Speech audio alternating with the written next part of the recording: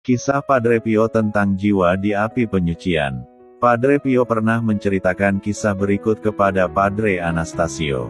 Suatu sore, ketika aku sedang sendirian di ruang paduan suara untuk berdoa, aku mendengar suara gemerisik jubah dan aku melihat seorang biarawan muda sedang sibuk di dekat altar. Tampaknya ia sedang membersihkan lilin-lilin dan merapikan vas bunga.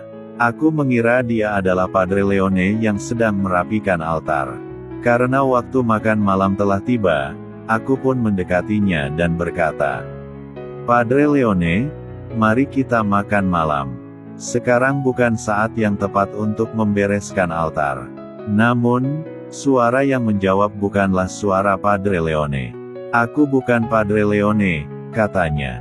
"Lalu siapa engkau?" tanyaku. "Aku adalah saudaramu, seorang novis yang dulu menjalani masa novisiat di sini.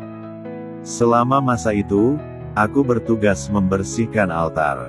Sayangnya, aku seringkali tidak memberi penghormatan kepada Yesus ketika melintas di depan altar, sehingga aku gagal menghormati sakramen Maha Kudus yang tersimpan dalam tabernakel.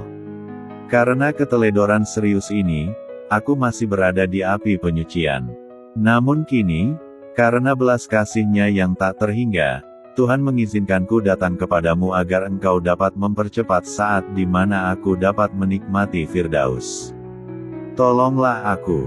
Aku merasa tergerak oleh penderitaannya dan berkata, "Engkau akan berada di Firdaus besok pagi, setelah aku merayakan Misa Kudus." Namun, jiwa itu menjerit. Betapa kejam. Ia lalu menangis pilu dan menghilang. Tangisan dan keluhannya meninggalkan luka yang mendalam di hatiku, luka yang akan terus kurasakan sepanjang hidupku.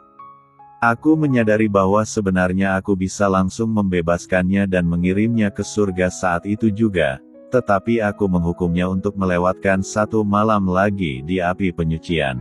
Seringkali kita pun, saat melintas di dekat altar, tidak membungkuk untuk menghormati sakramen Maha Kudus yang disimpan dalam tabernakel, padahal di sanalah Tuhan hadir dengan kasih yang nyata.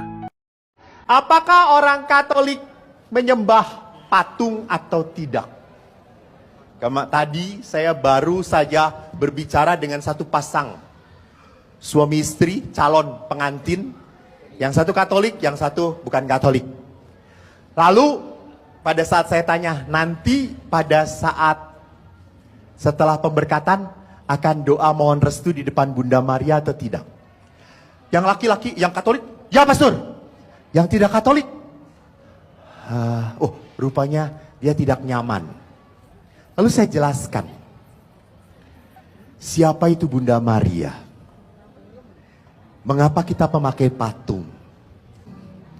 Apakah kita menyembah patung? Tentu tidak.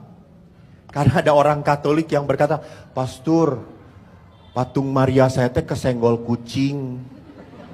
Pecah, ininya udah nggak ada. Saya kalau berdoa tuh jadi aneh." Nah iya Maria. Marianya jadi horor gitu ya. Apa yang harus saya lakukan, Pastor? Dan saya teh nggak tega, atau ini sudah diberkatin. Teman-teman, Bapak Ibu, kalau Anda punya patung yang sudah patah, tidak layak lagi, saya tidak nyaman lagi untuk berdoa, apa yang harus kita lakukan? Boleh dibawa kepada pastor, tapi boleh juga Anda lakukan. Anda berdoa, hancurkan patung itu. Remuk. Ditutup pakai kain, hancurkan patung itu. Baru dipendam di tanah. Jangan bolong dibuang ke tempat sampah begitu saja. Itu tidak layak. Mengerti maksudnya? Ya. Jadi, kenapa dengan patung? Teman-teman, gereja Katolik itu hebat. Kita doa memakai segala sarana. Lihat saja di dalam Ekaristi. Kita bisa melihat pastor berarak. Kita bisa mendengar nyanyian dibunyikan. Kita bisa menghirup dupa yang digoyangkan oleh mesdinar. Kita bisa melihat evangeliarium, salib, para petugas dan imam berarak. Ini lihat, semuanya diperlihatkan. Semuanya diaktifkan. Maka patung itu untuk apa? Sarana bagi saya supaya saya mudah berdoa. Jadi sarana pada saat saya berdoa, saya langsung ingat, oh saya sedang berhadapan dengan Tuhan. Yesus, hati kudus yang maha kudus. Mulai saya berdoa. Ingat, saya sudah ditinggal wafat oleh ibu saya.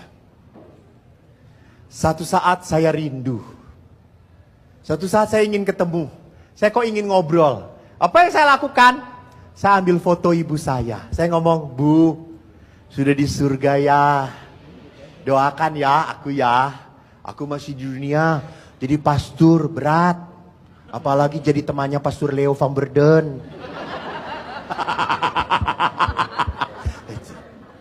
Jadi saya merasa kerinduan saya terobati. Itu. Menjadi makin ngomongnya makin merasa seperti sungguh ada. Nah itu. Jadi patung itu membantu saya supaya doa saya makin dirasakan, menguatkan iman saya, menenangkan saya, meneguhkan saya. Kalau patung pun itu tidak ada, kalau patung pun itu dihancurkan, tidak berarti iman kita dihancurkan, tidak. Maka itu saya senang sekali. Tidak banyak orang Katolik yang tersinggung. Wah, ada patung di gereja ini dihancurkan. Ya sudah. Patung Bunda Maria dihancurkan, tidak pernah Bunda Maria menjadi hancur. Bunda Maria tetap ulung di surga. Teman-teman, jadi gereja itu mempunyai hal-hal yang membantu kita untuk semakin menguatkan iman kita. Teman-teman yang terkasih, jujur, saya mengatakan, saya bangga menjadi seorang Katolik. Saya bahagia menjadi seorang Katolik. Saya diajari sejak kecil oleh ayah saya menjadi Katolik. Dan saya selalu tahu bahwa kalau saya Katolik, saya ini anak Tuhan. Saya selalu dijaga oleh Tuhan. Maka kalau saya takut, saya selalu punya santo pelindung saya. Kebetulan saya minta perlindungan kepada Santo Konstantius. Saya selalu, Santo Konstantius, doakanlah saya. Santa Maria, doakanlah saya. Jadi anak-anak muda, di dalam kerangka Hari Raya Santo Petrus ini, mari kita syukuri iman kita itu betapa sangat kaya. Kalian akan semakin mencintai gereja dan mensyukuri iman kalian kalau kalian mau tahu, mau peduli kepada gereja kalian. Terima kasih atas kehadiran kalian. Semoga terima kasih juga atas kehadiran Bapak Ibu. Semoga kehadiran Anda semakin membuat iman Anda berkembang. Tuhan memberkati.